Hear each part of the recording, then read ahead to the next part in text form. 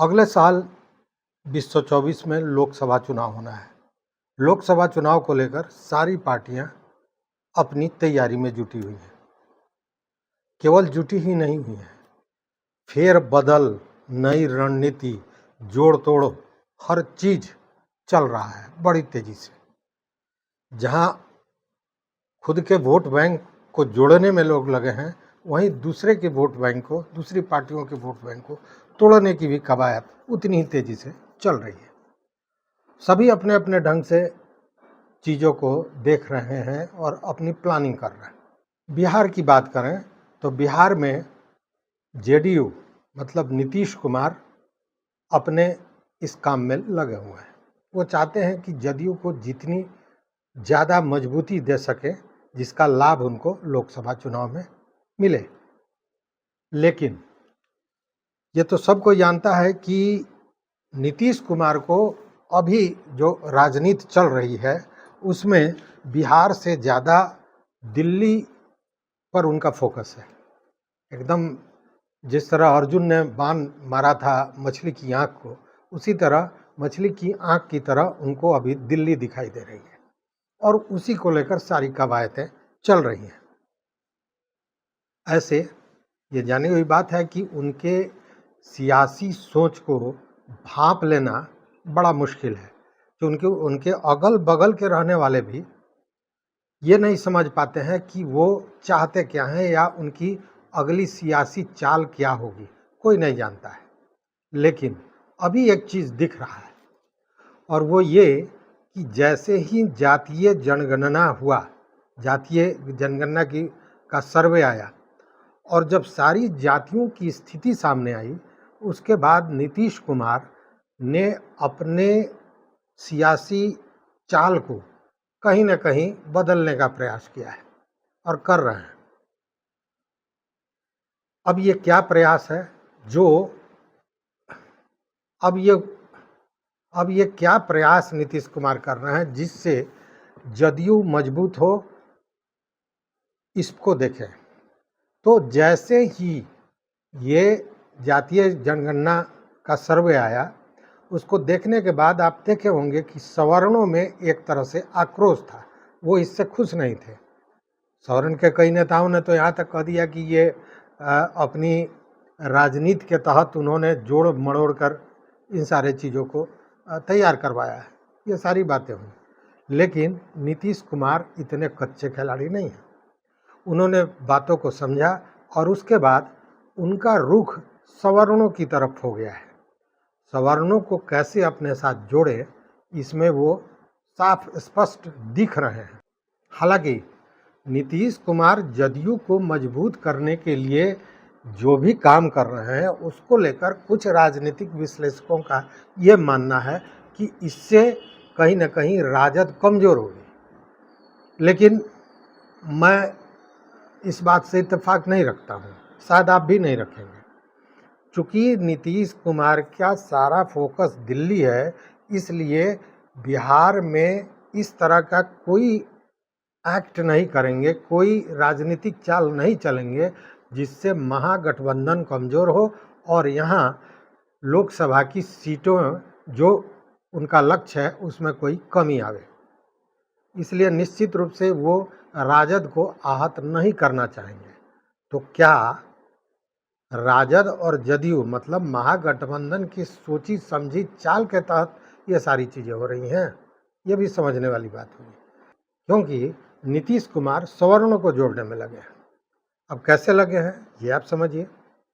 देखिए, ब्राह्मण जाति से उनके बहुत चहेते और बहुत नज़दीकी मंत्री हैं उनके कैबिनेट में संजय कुमार झा। संजय कुमार झा राष्ट्रीय महासचिव जदयू के रह चुके हैं। उसके बाद उन्हें बिहार राज्य योजना परिषद का सदस्य बनाया गया था और आज के दिन में वो जल संसाधन मंत्री हैं।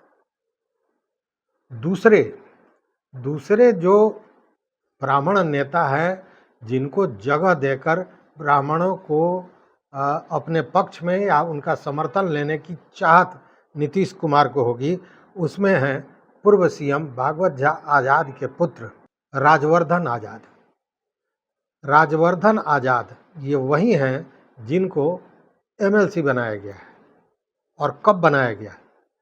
जब उपेंद्र कुशवाहा ने जदयू को छोड़ा, तब उसके बाद जो एमएलसी का पद रिक्त हुआ था, उस पद पर राजवर्धन आज़ाद को एमएलसी बनाया गया, जबकि उपेंद्र कुशवाहा ने पद को छोड़ा था। कहने का मतलब कि वो कुशवाहा जाति के हिस्से का वो एमएलसी पद था, लेकिन कुशवाहा जाति के लोग देखते रह गए और नीतीश कुमार ने ब्राह्मण को खुश करने के लिए या उनको अपने पाले में लेने के लिए राजवर्धन आज़ाद को एमएलसी बना दिया।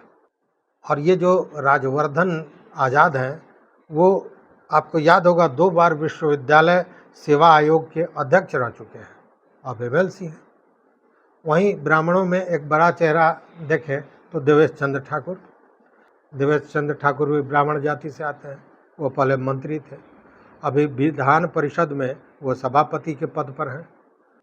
हालांकि सवर्णों में जो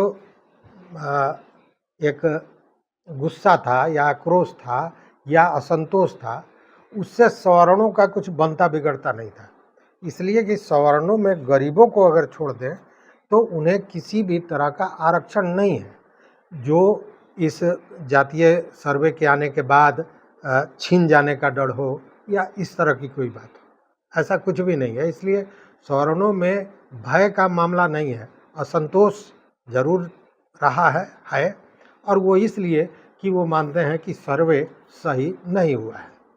अब जरा देखिए भूमिहार जाति की ओर, तो भूमिहार जाति में पहले तो कार्तिकेय सिंह थे, तो अब वो नहीं है, लेकिन नीतीश कुमार के सबसे नज़दीक साफ सुथरी राजनीति करने वाले एक नेता है विजय चौधरी, भूमिहार जाति से आते हैं और नीतीश कुमार के सबसे करीबियों में उनकी गिनती होती है।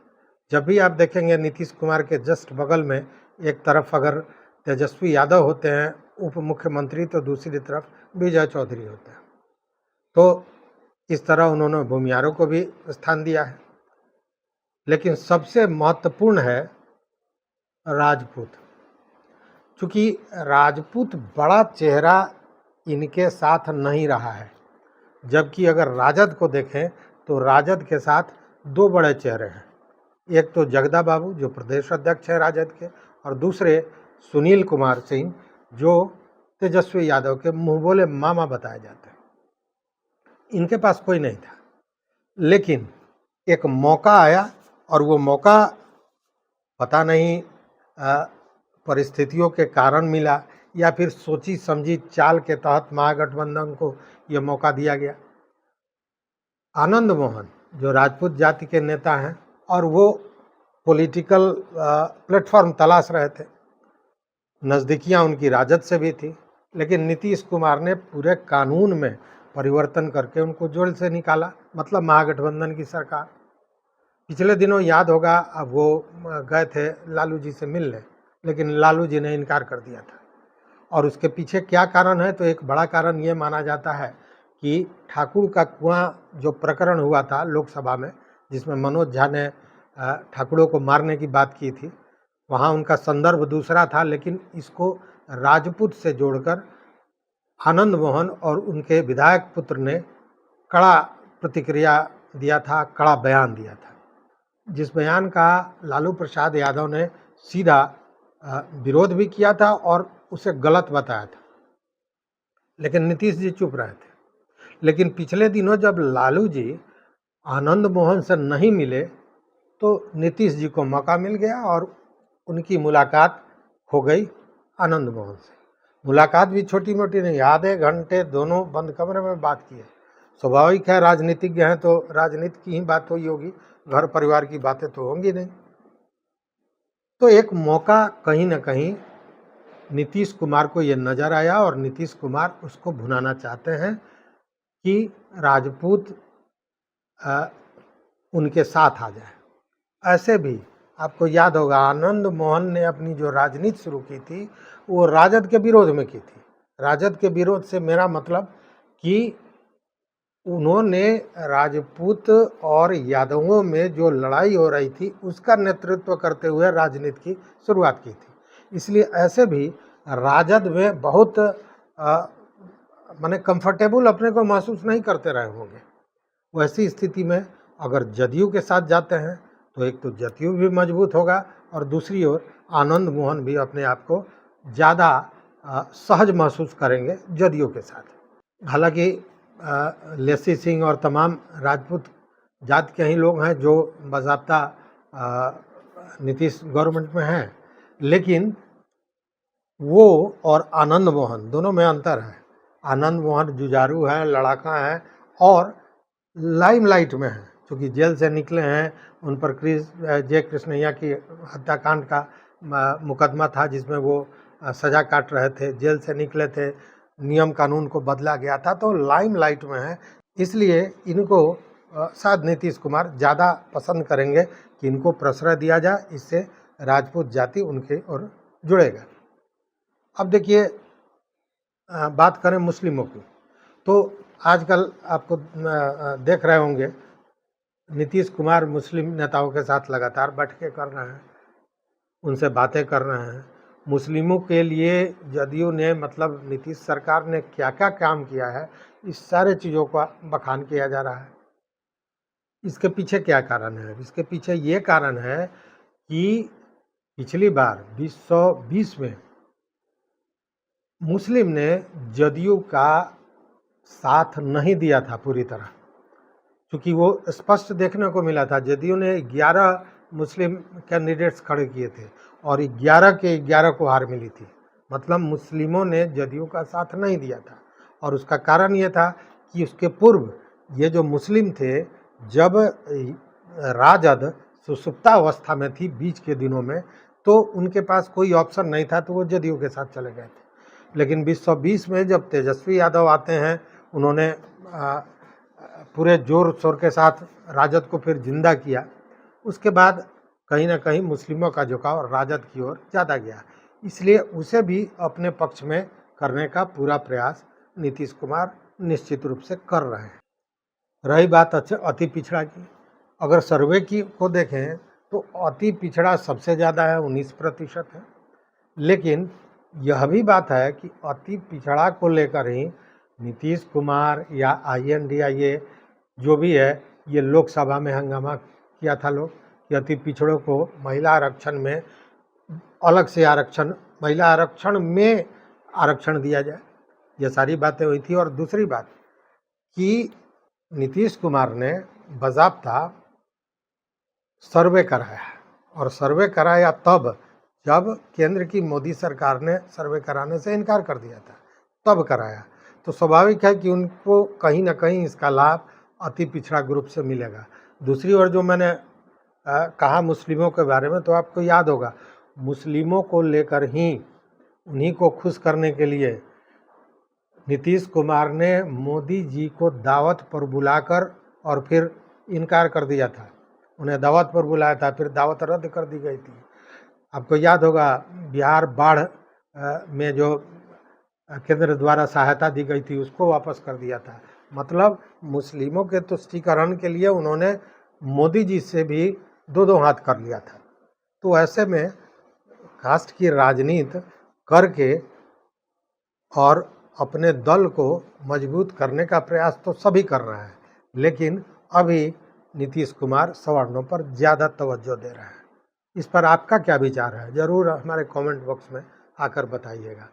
तो इस वीडियो में बस इतना ही। देखते रहिए मत अभिमत, लेकिन अगर चैनल पर नए हो तो निश्चित रूप से सब्सक्राइब कीजिए, लाइक कीजिए, वो घंटी जैसी जो आकृति है उसको दबा दीजिए, अपने दोस्तों के साथ शेयर कीजिए। लेकिन भूलिए नहीं, निश्चित रूप से अपना कमेंट, अपना विचार, अपना मत हमारे कमेंट बॉक्स में दीजिए। तो देखते रहिए मत अभिमत। बहुत बहुत धन्यवाद, कोटिशः आभार।